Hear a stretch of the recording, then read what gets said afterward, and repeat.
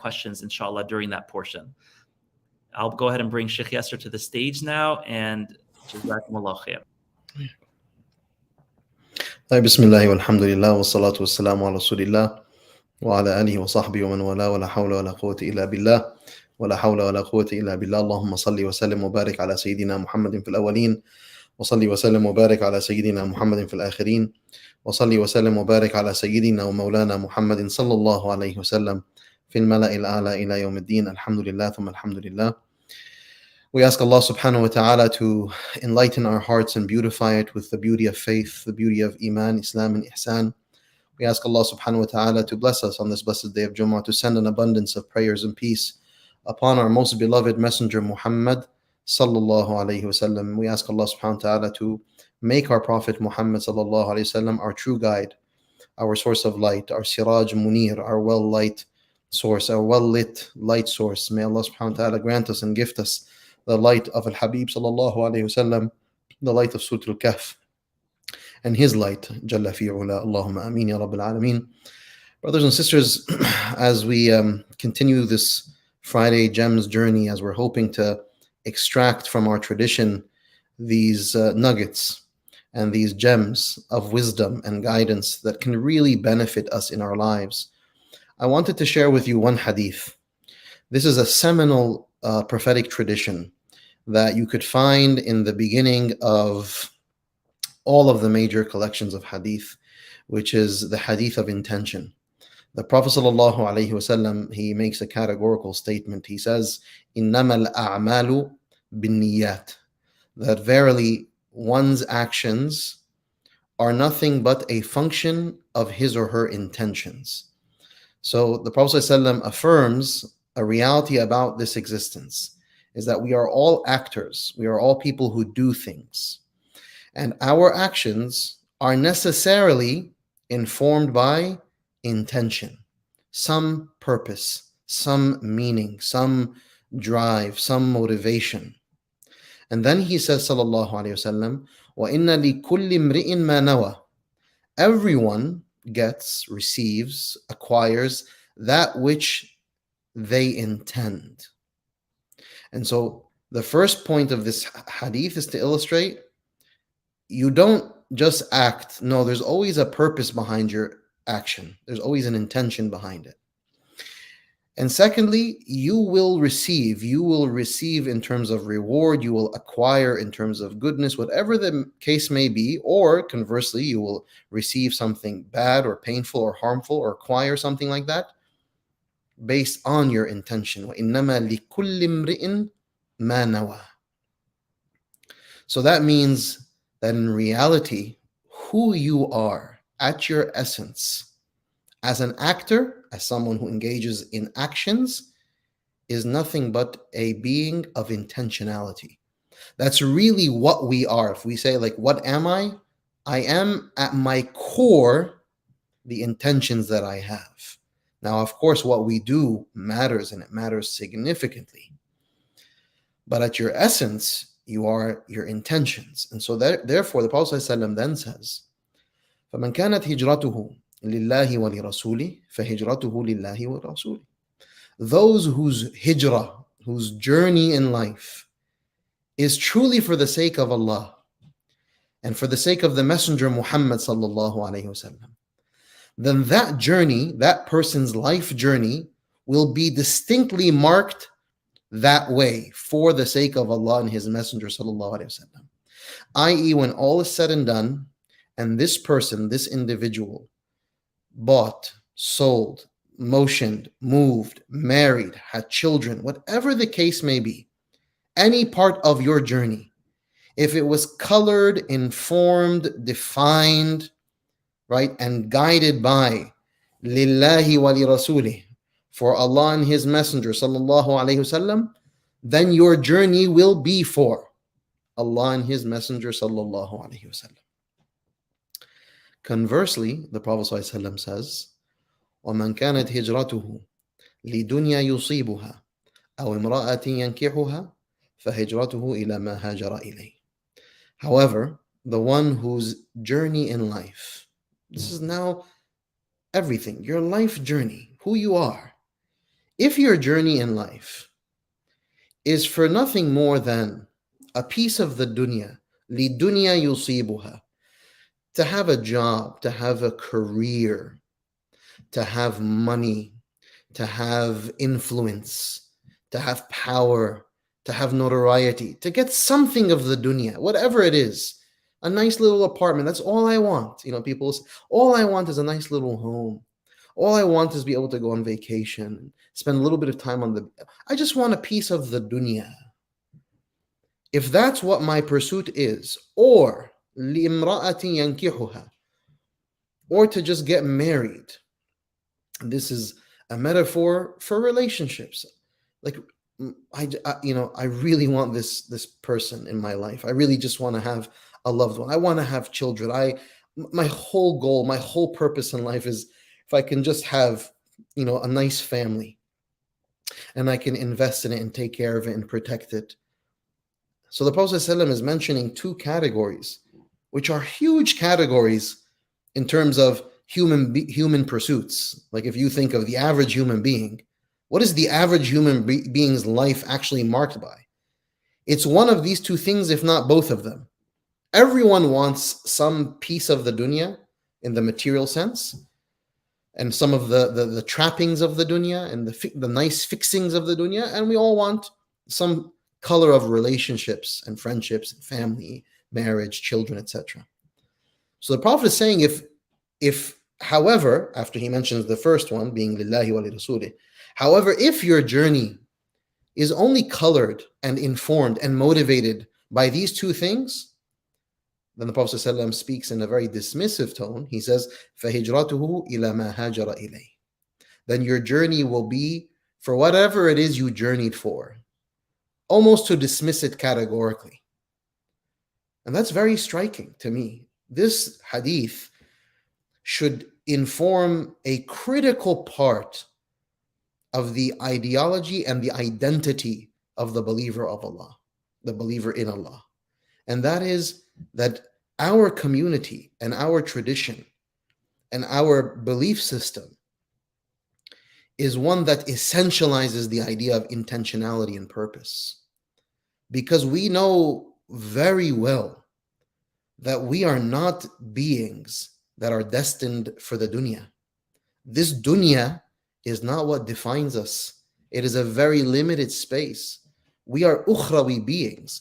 We are beings that are actually from the after, from the unseen, who happen to momentarily be in this space. And so this hadith is really telling us, if all you are motivated by, and really what drives you every single day, because we all have drive and we all have motivation, if all you're motivated by, the ceiling of your pursuits, are the things that you can have in this dunya, then you have to be very careful. Because it will be meaningless and worthless. It will have no value to it. It will not exist infinitely, as the title of our talk indicates. That if you want to exist within sacred time, i.e. the time that spans from this life to the next into infinity, then you and I have to come back to a space of deep intentionality. Because, brothers and sisters, if we're going to be very honest and open, and I think you guys have heard me long enough to know my style, I try to keep it as sincere, honest, and open, and as loving as possible, coming from a genuine heart. I think it's safe to say that very often we don't operate with a sense of intentionality. Like if you take the basic trajectory of a person today, think of someone who's just been born and raised in this country, or someone who came from overseas, or whatever the case is. What is their basic trajectory? We live in a very distinct ecosystem that, compels us through sheer force of a cultural imperative into a particular direction. So the average person is keenly motivated by financial security, financial well-being, financial access. That is something that we are keenly motivated by. Think of the narratives that our children grow up hearing and listening to and imbuing and then imbibing, which is what? your career. You have to set yourself up, prepare yourself from first grade, second grade, middle school, high school, extracurricular activities, blah, blah, blah. Everything is kind of motivated by this idea of financial success and excellence. Because you have to get a really good job. You have to get into a competitive school. You have to, so that you can be successful. That's, I think, one of the most standard issue narratives and motivations that exist within and without the Muslim community. And to me, that's pretty stark in how much that conforms exactly to the hadith of the Prophet ﷺ, where he says, if your motivation is just that, then that's what your motivation will be for, just that.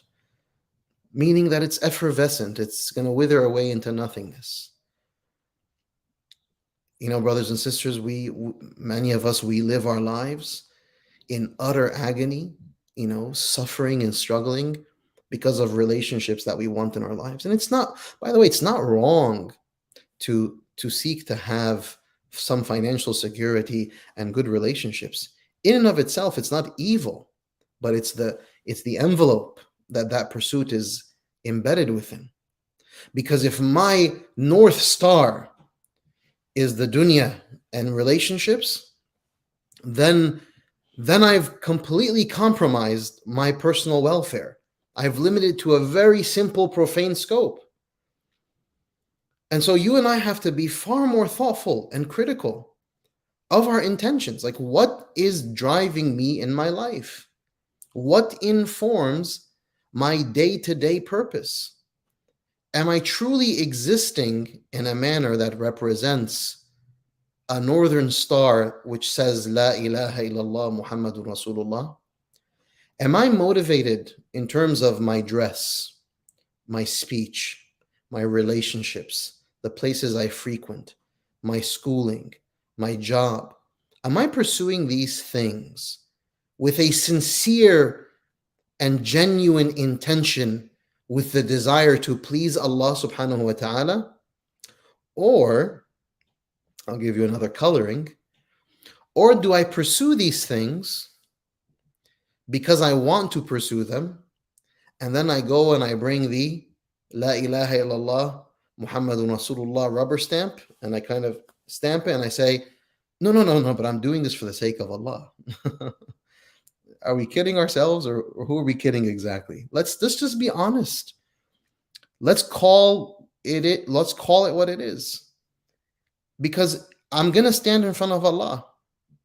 You know, there are people, the first people to stand in front of Allah, the first people who the hellfire will engulf, guess who? Shuyukh.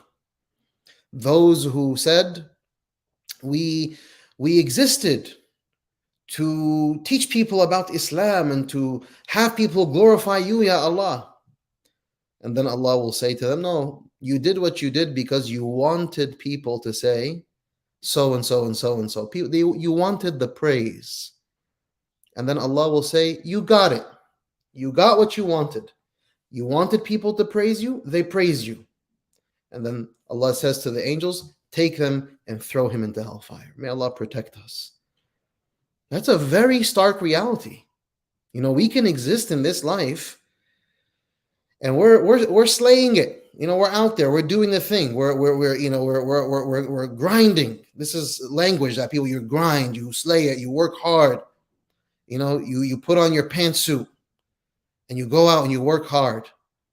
And then you pay some lip for service, you know, maybe in Ramadan here and there. Yeah, of course, I try to do everything I do for the sake of Allah. Brothers and sisters, we can't fool Allah. We can't deceive him. Allah knows. Allah knows at the very core what my motivations are. Because listen, if you and I genuinely exist to attain Allah's pleasure, genuinely and sincerely, then what does that look like? What does it look like to proactively ensure that the lillahi wa li rasulihi quotient is actually operational in my life? That means that walillahi wa li rasulihi, that manifests in every moment, in every part, in every essence of my existence. So before I decide to do anything, I have to ask myself, is this genuinely pleasing to Allah? Is this genuinely in accordance with the Sharia of Allah? Is this genuinely in accordance with the guidance of the Messenger Muhammad sallallahu alaihi wasallam? Is just genuinely something that's going to give me the intimate company of the Messenger Muhammad sallallahu alaihi wasallam in the highest levels of Jannah? Or is this something that my nafs desires? Today, people pursue careers with language that is so exaggerated. Having a career is who I am. That's why we come to little kids today. Look at what we tell kids. What are you going to be when you grow up? You think that language is innocent? We come, hey, little, hey, little boy, hey, little girl, what are you going to be when you grow up? What am I going to be? You and I should hope to be nothing but servants of Allah. That's what I am. That's what we need to be. That's what we need to always be. We need to die being truly and purely and uniquely and distinctly servants of Allah. My identity is not something that I do in the public sphere. Who benefits from that concept? It's not you. It's not me. I can guarantee you that. Work is something you do because you have to do it. It's a burden. It's almost like a necessary evil in many ways. Work is something that has to be done because people need to eat and drink and have basic shelter. But now today, careerism is an identity. It's a purpose. And so we will compromise and sacrifice everything in our lives. We will actually sacrifice our quality of life, which is meaningful, rich, beautiful relationships with real people, under the tantalizing pursuit of a career, as if that's what defines me. As my shuyukh would say, no angel is going to be standing at your grave saying, "Itfaddal ya doktor, itfaddal ya bish muhandis." Oh, welcome, doctor. Welcome, engineer. Welcome, lawyer, ESQ. No, that doesn't exist. Your corner office, you can't take that in with you to the grave. Your Bugatti, it doesn't drive you over the Sirat. It doesn't. These things, they don't exist in the real. So you have to be very careful what colors your pursuit. Because our children, listen, I speak to a lot of young people, a lot of young people from all age groups. All of our kids, many kids say to me the same thing. Like, Sheikh, all the messaging that I have received my whole life is that the most important thing in life are your grades and what kind of job you can get. And every single thing that has been set up for them is to achieve that end and that goal. Similar to what I was talking about in my Kahf reflection, how much time do we actually invest, practically speaking, in creating an identity and infrastructure around ourselves and our children that truly does celebrate La ilaha illallah Muhammadun Rasulullah? I'm not talking about the rubber stamping. I'm talking about real lived purpose, where the driving purpose, the guiding light of my life is genuinely the pleasure of Allah. What kind of sacrifices are you and I willing to make to attain the pleasure of Allah? Are we investing in family? Are we serving our family? Are we teaching ourselves and our children to understand how to serve a family and tend to a family and be humble? Or are we teaching our children to be narcissists who are self-obsessed and all they do is care about their own pursuits and their own idea of success? We need to come to family with a sense of real intentionality. From the day one, we need to raise our children knowing that there's really big ticket items that matter. Number one, Allah and His Messenger. The masjid plays a big role in my life. Quran plays a big role in our identity. Salawat upon the Messenger Muhammad plays a big role in our identity. It's a big, evident feature. I want us, the way you think about this is that when your children grow up, they say, my mom and dad, they really invested so much time and energy that we have a relationship with Allah, with the Messenger, We used to sit down, and we continue to sit down as a family, have khatiras, study the shama'il, read the Quran. We go to conferences together. We go to lectures together. We would gather our families. We really have these beautiful family gatherings. My parents really went out of their way to facilitate relationships so we can have strong bonds with our friends and our family and community members, really intentionally trying to build out those relationships, spending our Saturday mornings and our Sunday mornings in beautiful gatherings of halaqas with brothers and sisters. That's the type of language you want your child to be speaking, right? So that when they grow up, as they're growing up, they know where their priorities lie, that they're balanced and healthy. They understand the role that family plays in their perpetual welfare, right? They understand the idea of service and khidmah. We are a religion that has everything to do with bringing welfare to the people around us. Most people today, when they think about welfare, they think about like big ticket items. I'm going to change the world. I'm going to cure cancer. I'm going to go become a PhD and a super medical doctor so I can save humanity from illnesses. By the way, we need a very small percentage of people at that level. And it should be people calculated and chosen to be in those spaces. But the majority of people, the overwhelming majority of people, the principal way you bring welfare is by the khidmah you give to your family, your mother, your father, your spouse, your children, your community. How much service, how much welfare you bring to them, how much ease, how much happiness, how much comfort. That should be your identity and purpose. We have to train our children to stand up and clean the home, to serve our guests. We invite guests so we can train ourselves and condition ourselves and our children to serve our loved ones and our friends and our family members. Our homes become these beautiful beacons of happiness because we're investing in that. So you don't become so obsessed like today, and I know I have to close, just give me 1 more minute or 2 more minutes. Today you think about the way school operates. There's a huge difference between schooling and education.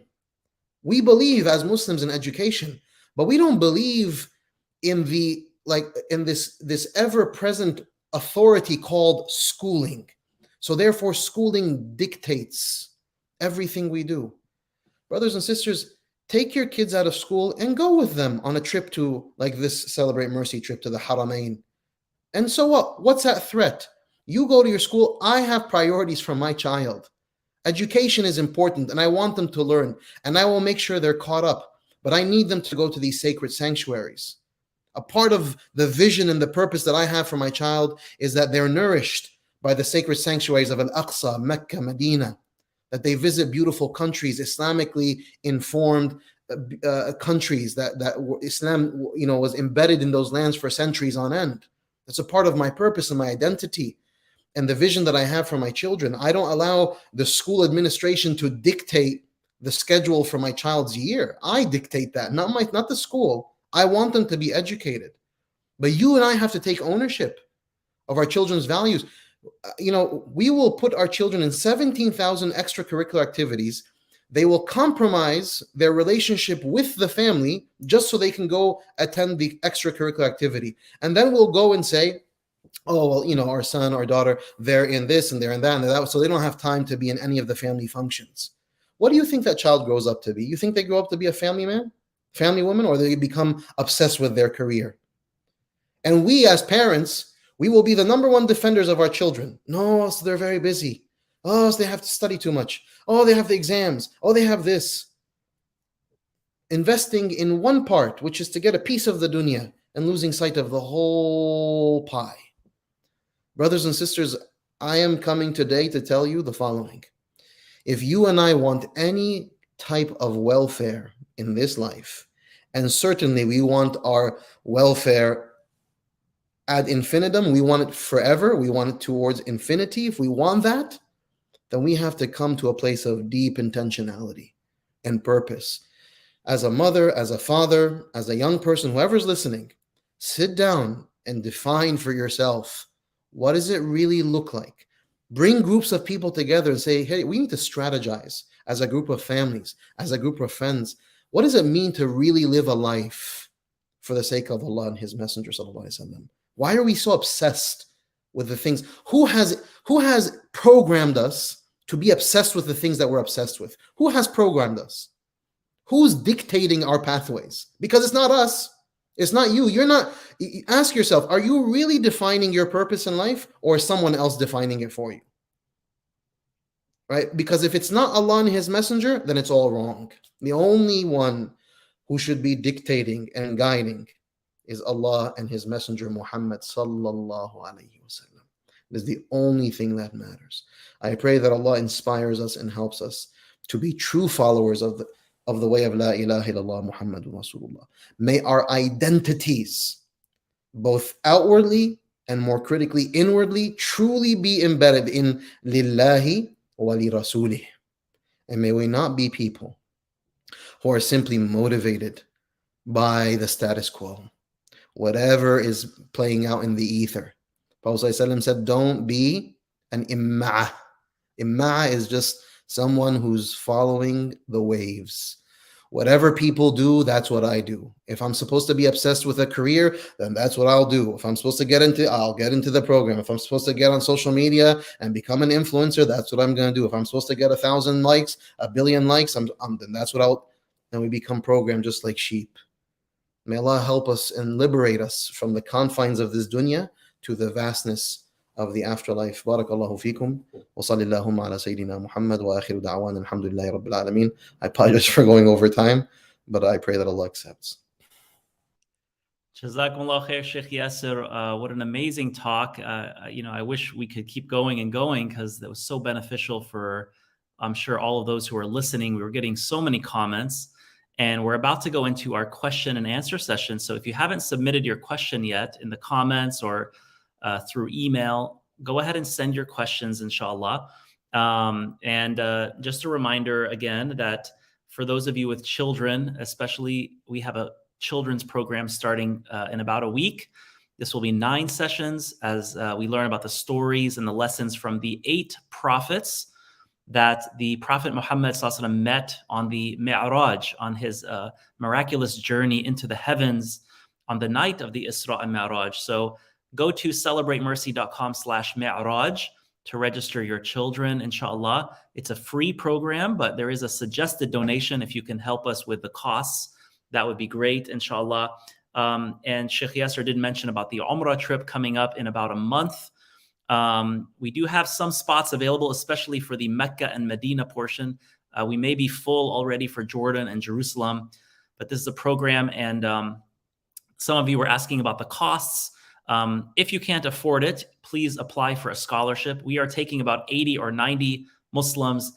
We already have 20 people joining through financial aid scholarships. So we're trying to ensure that even if those who cannot afford the trip, we're trying to make a way for everyone to join who wants to come, inshallah. So, and if you're out there and you want to help someone else to go on the trip who maybe cannot afford it, shoot us an email. There are ways you can help sponsor others who do not have enough money to go on this trip, inshallah. We want to try our best to make sure everyone can go who wants to go, inshallah. So we're going to go ahead and now bring Shaykh Yasir back to the stage for the Q&A portion, inshallah. The first question, Shaykh Yasir, was about the first part. You spoke about reciting Surah Al-Kahf as a means of protection and about protection in general, kind of like saying, there are spiritual viruses out there that we need to protect our souls from. So when we think about prioritizing protection, spiritual protection, what are maybe the first 1 or 2 things that, when we think about like the best ways or most effective ways to protect ourselves spiritually, should we be prioritizing protection, the means of protection? Like, when you compared it to COVID, maybe the first line of protection was just washing your hands and then maybe wipe down your groceries. I mean, there's like a priority list. So is there a priority for spiritual protection that we should be thinking about, inshallah? Yeah, barakallahu feekum. That's a very good question. I would say that the first line of defense is always the basic day-to-day routine of dhikr and awrad and Quran, meaning that the Prophet ﷺ has prescribed for us a daily litany of protection in the form of in the morning and in the night, especially. In the morning, we should be doing, for example, the mu'awadat, قل هو الله أحد, قل أعوذ بالفلق, قل أعوذ بالناس. Say that 3 times each in the morning and in the evening. This gives you a baseline protection. You have dhikr, you have certain types of remembrances like أعوذ بكلمات الله التامات من شر ما خلق. I seek refuge in the name of Allah, the affirmed words of Allah subhanahu wa ta'ala, from the evil that is created. Another dhikr that can be made is بسم الله الذي لا يضر مع اسمه شيء في الأرض ولا في السماء وهو السميع العليم. In the name of the one who no harm can exist by his name, right, with Allah subhanahu wa ta'ala, في الأرض ولا في السماء, in the earth or in the heavens, and he is all hearing, all knowing. So these are adhkar that the Prophet ﷺ tells us to make in the morning and the evening, and they're comprehensive. They give us comprehensive protection. Surah Al-Mulk is to be recited, تبارك الذي بيده الملك, at night for protection from Satan. If someone wants like a real strong hit of vitamin C, if you will, let's say you want to double and triple up the dose on vitamin C, read Surah Al-Baqarah, right? That gives you a distinct type of protection. And so we have, through the Quran and through dhikr, there are many adhkar and awrad, litanies from the Quran and the Sunnah that give us protection. The next level of protection is the protection that one receives by being in righteous company. The Prophet ﷺ, Allah tells us in Surah Al-Kahf that the number one remedy for you to protect your religion, to protect your faith, وَاصْبِرْ نَفْسَكَ مَعَ الَّذِينَ يَدْعُونَ رَبَّهُم, or اتَّقُوا اللَّهَ وَكُونُوا مَعَ الصَّادِقِينَ. So find righteous people, good believers, really pious people, and be with them. Stick to the house of Allah. These are sacred spaces. Find good Muslims to congregate with. Take, Prophet ﷺ says, befriend, take as your best friends a true believer, right? Don't just take anyone as your best friend. Have plenty of nice acquaintances and be agreeable and polite and cordial with people. That's from the prophetic ethos. But when you choose your close, intimate companions, al-mar'u ala dini khalilihi, you're going to be on the pathway of your friend. فَلْيَنْظُرْ مَنْ يُخَالِلْ. Be very scrupulous about who you choose as your close friend, your sahib. And so suhbah salihah, righteous companionship, is an integral part of the remedy and the protective measures that we can take. There are many others, that I can reference and speak to, but I think these two, they really cover a big part of the protection that inshallah ta'ala is needed. Also, a critical part of the protective measures that you take is learning.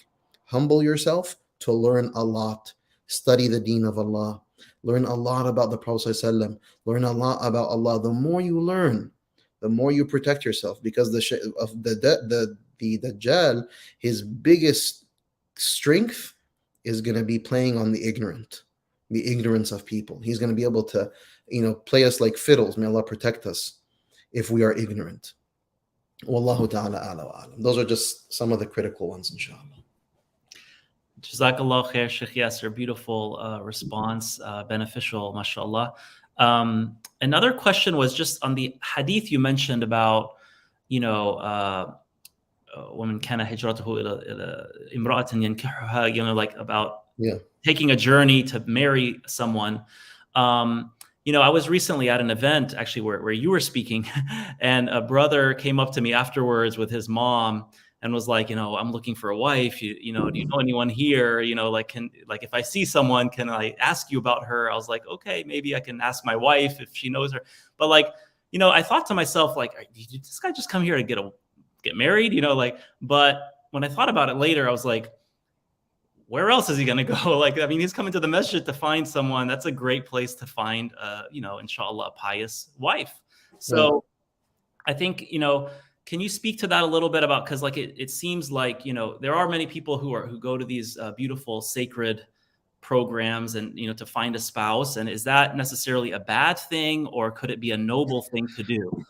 Barakallahu fikum. No, it can easily be a noble thing. We have to understand that pursuing marriage as an act of worship is a beautiful thing. So if I sit down and I dispose myself with a distinct type of intentionality, and I say I'm going to pursue marriage genuinely with the intention of attaining the pleasure of Allah, of fulfilling something. Prophet ﷺ said, "Tazawwaju," get married.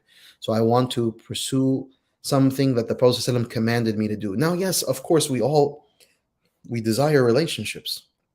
Marriage is something, and intimate relationships are things that human beings want. But Islam helps us to color these base pursuits and inform them and guide them in a manner that elevates them and makes it that when you go and you have intimate relationships with your spouse, it's an act of ibadah. It's an act of worship, because the way you got married, the person you got married to, everything, all the parts of it, the dua that you made before having intimacy, all of it was informed by the guidance of Allah subhanahu wa ta'ala in the way of the Messenger Muhammad sallallahu alayhi wasallam. So you and I, we have to ensure that the North Star is Allah. And then when we pursue things on this earth, it's informed by Allah. Not that we're going and doing whatever we're doing, and then, like I said, we're rubber stamping. No, we decide before we take a step, is this the best thing for me to do right now in the eyes of Allah? And so, yeah, so if you go to a masjid, to a program with that, with the hope of finding a righteous spouse to fulfill a command of the Messenger sallallahu alaihi wasallam, alhamdulillah, that's a beautiful thing. You're right. Well, you don't have to only go to the lecture to only find. No, you can go with multiple intentions that are beautiful, and seeking a righteous spouse is a beautiful intention. And I've said this to people, and maybe I've said this here in the past, I don't know, but if you live your whole life seeking marriage genuinely, even if you don't ever get married and you're in your 90s and you're still not married, and you're still asking Allah, you're in the 70th year of saying, Ya Allah, grant me a righteous spouse, and you die meeting Allah in your 90s, having asked Allah for a righteous spouse for 70 years, that is 70 years of worship. That's a beautiful thing. Because may Allah grant you a spouse in this life. Yeah, I'm not saying that, not getting married is bad. No, I'm just saying if you pursue your pursuits sincerely for the sake of Allah, i.e., it's for Allah and by Allah and through Allah and informed by Allah, then that's a life of worship that Allah designated and facilitated for you. Right? So this is one way to really reconcile what we would consider to be basic human pursuits, but to ensure that they really are informed by the divine. Allahu A'lam. I have do you want me to read the question in the comments, or do you want me? Yeah, if there's one that stands out to you. Sure. Okay. No, so there is a question about if someone isn't praying on time, their fard prayers, but is doing protecting words, are the fard obligations a means of protection? That is a very critical question, because that is certainly the first line of defense. So if I am not praying my fard prayers and I'm seeking the other forms of protection, then, I don't know what the perfect metaphor for it, but it's like I'm not washing my hands, I'm not taking any vitamin C, I'm not, doing any of this stuff, but I go outside and, as long as I put some disinfectant on, I'm fine. That's not how it works. You have to take some real core measures, right? And and the Purell is something that comes thereafter. So it's one big narrative. It's one big story of conviction and commitment to Allah subhanahu wa ta'ala. We're not, our servanthood is not utilitarian. What that means is you're not just going to Allah for the things that you want. Yeah, I don't really want to pray, but I kind of want this protection that you offer. Like, you have this package, so I want this package. But yeah, these things, that's not really my thing. So give me this. That's not how it works with Allah. we have to come to Allah and surrender and obey and submit and say, Allah, what do you love? I'll do what you love. I seek you. I desire you.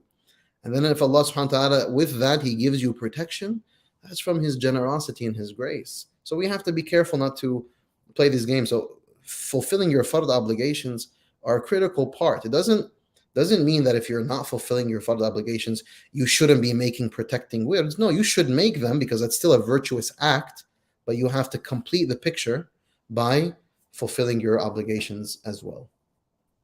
We may just have time for one, maybe two questions, but one question that was submitted was, In the past, I have given sadaqah or charity so that Allah answers my dua. Is it okay to have two intentions when giving sadaqah? One for the sake of Allah and one for Allah to answer my dua. So, listen, everything that is centered in Allah, inshallah ta'ala, makes it that is a sound intention. So, meaning, you're giving charity. You're giving charity because the Prophet ﷺ said, Dawu mardakum bis sadaqat. Prophet ﷺ said, bring healing to your loved ones with charity. So you come to our spaces and you give charity because I have an ill relative and I want them to be healed. So I give charity. That is a part of prophetic guidance. Giving sadaqah is also a pathway to having your dua accepted.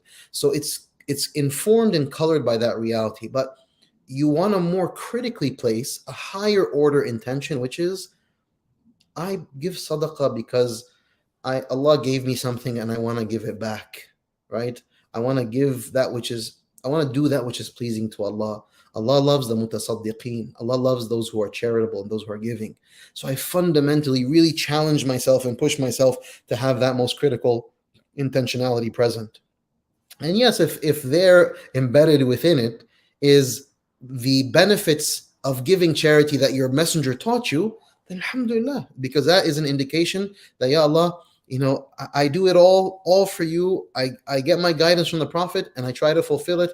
He made these promises, you made these promises in the Quran, and so here I am with this kind of full prescription, surrendered to you and obedience to you. So inshallah ta'ala, in that regard, yes, it is acceptable to do so. Inshallah, I think we do have time for this final question. And, I was reflecting on, coloring life with infinity and just how beautiful the prophetic du'as are, like you mentioned, like just even you can make a du'a before physical intimacy. And there's like du'a for putting on clothes and, everything. It's just ingrained in our deen that everything that could be mundane can be colored with infinity. Even just leaving the bathroom, there's a dua for, and that's precisely what Allah subhanahu wa ta'ala, through his rahmah, and he gave us the most beautiful, merciful, compassionate gift of the Messenger ﷺ to teach us how in each and every step of our lives we can be depositing in the repository of infinity. So you make these small motions. You come in and out of the bathroom, like you said. You get into the car. You get into an elevator. You say salam to someone. You interact. There's always these windows and opportunities for barakah, for blessing, for reward, for increase, so that when you come in the afterlife, you want to be that. When you land in like some city and you're like traveling from overseas and you have like all this luggage and you say, yeah, I have the 15 bags that have all the red tags. You want to come on in the afterlife when the conveyor belt is coming. You want to have like 50,000 suitcases with green ribbons saying those are all mine. Yeah, that's all mine. That's just dua, dhikr, Quran, sadaqah, charity, all every day. I was like I was obsessed with packing and packing and packing and packing. I was hoarding hasanat, hoarding, bringing into. You want to be that person on the other side. You want to show up on the other side with limited to no intentionality. Yeah, you left a lot in the dunya, right? Because you acquired a lot of stuff, have a lot of assets, have a big stock portfolio, have a big 401k, but it just remained in the dunya. And there's you're the one standing there at the conveyor belt and you can't find your bags. It's in the lost and found, maybe. So you got to go. Your luggage is lost because there was no intention. May Allah protect us. And so, if you think this way, intentionality becomes much more purposeful, much more identifiable, because you're living in the akhirah. You're living in that space of infinity. Yeah, it's amazing. What an amazing deen that what tips the scale for us and puts us into paradise could be something as simple as a dua you said after using the restroom. That could be your entry into paradise. It's amazing. Allah, and that's why the Prophet ﷺ told Sayyidah Aisha, لا تحقرن من المعروف شيئا. Don't belittle even the smallest amount of good. تصدق ولو بشق تمرة. Gives charity even with a piece of a date, right? Wow. Or one date or a piece of a date. Don't belittle any act of goodness, because you don't know how it deposits in the celestial realm. It reverberates big. It's like a pebble that you throw into a lake. that you see the waves, how that happens, a small pebble, but it can make the waves of a lake go far and wide. That's the same logic. You don't know when you deposit how it's affecting and reverberating in the celestial realm. I don't know. So this last question was maybe maybe this question can be asked in a way, are there acts of worship or that where an intention is an actual obligation, where it's like a fard, you're required to have an intention, or is it fair to say like everything is required to have an intention? So this may be more of a fiqh question here. Yeah, I mean, so intention is definitely one of the shurut of as-sihha. So in many acts of worship in the fiqh space, in the legal space, it's from the conditions of a soundness or sound act of worship. So for example, in salah, in prayer, the intention for prayer is min shurut as-sihha. So for me to have a truly sound prayer, I have to intend. Now, the way in which intention manifests in different madhahib is where like the details are. So for example, the Shafi'is are very explicit about the need to articulate your one's intention as you're standing up for salah, right? So there has to be what they call munakahat al-niyya, that the niyya kind of conforms with the beginning of salah, with the takbir. Madhahib like the Ahnaf are more lax in that regard. Not that they eliminate the concept of intention, no. But for them, for example, if you had initially gotten up to go towards salah and your intention is to pray, and then maybe perhaps you're not as present in your intentionality in the moment of takbir, but it still covers or is considered some that you intended to pray. So that's why, for example, in Siyam Ramadan, the fast of Ramadan, the Malikis, they'll say that you can make one intention in the beginning of the month that covers all 30 days. The Shafi'i say no, every morning before Fajr, you have to intend the fasting of Ramadan, right? So in general, intention plays a critical role in the validity of our ritual acts, especially the big ones, right? And the small ones as well. But how it kind of plays out from school to school is where there's some detail. Wallahu a'lam. Jazakumullah khair, Shaykh Yasir. It's been an amazing program, an honor to have you. Inshallah, I hope, for those watching, if you want to encourage friends, to go back and watch the recording or watch it a second time, take notes. We got so many comments. I can't really share them all, but just people were saying how, beautiful this program was, how beneficial it was, mashallah. And I just want to encourage everyone to stay connected with Shaykh Yasir through mashallah, the organization that he founded, Prophetic Living. You can find them on Facebook, on Instagram. They do regular courses, mashallah, initiatives. And even if he's teaching, like with Celebrate Mercy, they post the flyers there for other programs or organizations he's teaching with. So we're really honored to have you, Shaykh Yasir. Thank you so much for joining. Keep us in your prayers, inshallah. Yeah, you as well. Barakallahu feekum. Inshallah. Assalamu alaikum. Alaikum assalam.